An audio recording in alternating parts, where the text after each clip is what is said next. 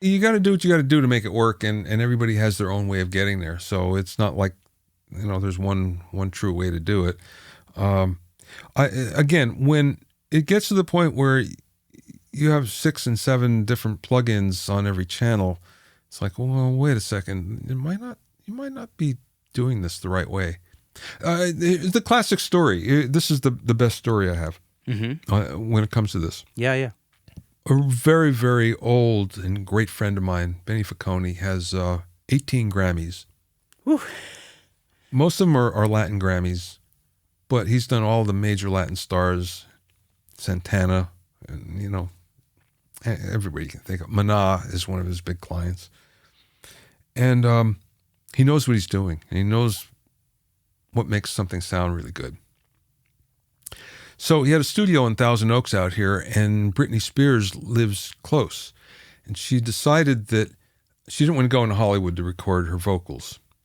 So they rented a studio out, and he figured, okay, Britney's a big artist. I'm going to get her the finest signal chain. And he went out and he rented a beautiful C12, or it was 251, one or the other, but, something really great. And it went through his Primo LA2A and 1073 that he had, just the best signal path. And he listened to it and he thought, yeah, this sounds really good.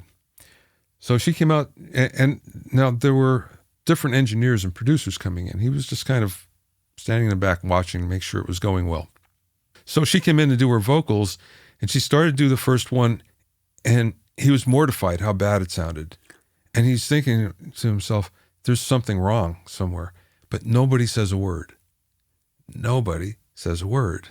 So he doesn't say anything either. And it goes like this for the whole session.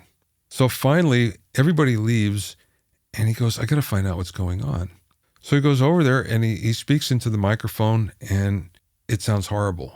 He's thinking, what is going on here?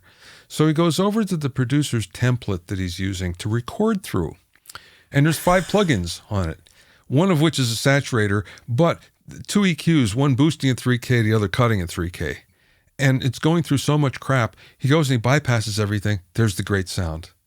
But they never listened to it once.